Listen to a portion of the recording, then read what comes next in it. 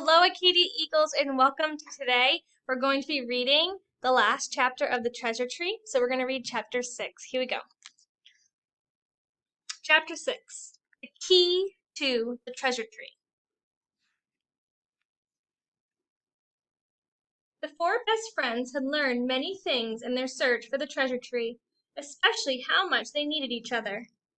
It had taken the quick thinking of a determined lion to get them across the uncrossable river, and to put up with getting a pie on the head. It had taken an otter's joyful and hopeful ways to find a key that none could see, and to rescue Chewy from the giant clam. It had taken the golden retriever's caring heart and listening ears to hear the butterfly's cry for help, and keep her from becoming the spider's dinner. And it had taken a beaver's close attention to detail to discover the out-of-place hairs, and to see just how far an elephant's sneeze could take them. Now, at last, they had come to the end of their journey. Well, almost. They could see the treasure tree. It was tall and strong, like a beautiful oak tree, and it had delicious chocolate hearts wrapped in shiny red paper hanging from each branch. But the only way to the treasure tree was through the big locked gate. "We're here!" cried Lance. "We made it!" "Let's go in," said Giggles. "I can't wait to taste those chocolates."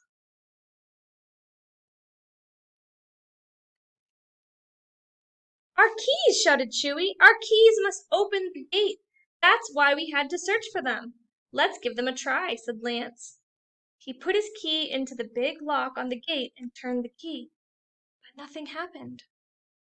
"Let me try my key," said Giggles. She put her key into the same hole, but it did not work either. "Try mine," said Beaver. Still the gate did not open.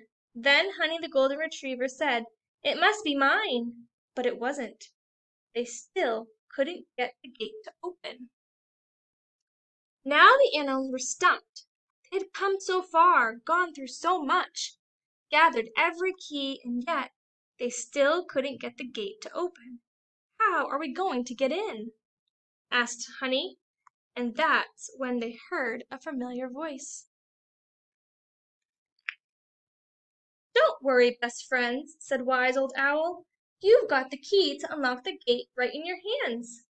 "What do you mean we've got the key to unlock the gate?" said Lance, sounding a little cross. "We've tried all our keys and none of them work."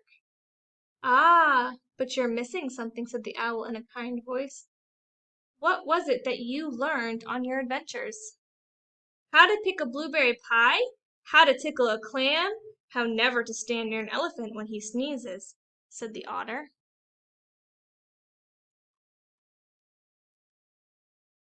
"No, no, no," said the owl. "What did you learn about each other?" The four best friends thought for a minute. Then finally, Honey, the golden retriever, spoke up. "I think what you're trying to say is that we've already found the real treasure when we learned how much we need each other. We're all different in many ways, and that's why each of us was able to solve a different riddle. Is that it, Old Owl?" It was. "Then I know how to open the gate!" cried Chewy. "Leave it to Beaver to solve the last piece of the puzzle. Let's put our keys together." And when the four best friends put their small four keys together, they made one large key that fit perfectly into the lock. Lance turned the keys, and the gate swung open.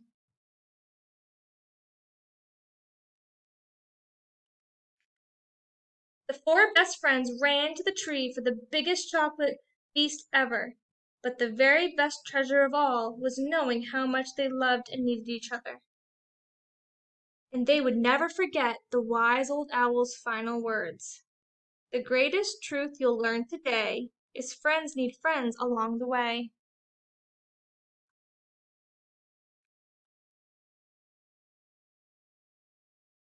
I hope you enjoyed this book.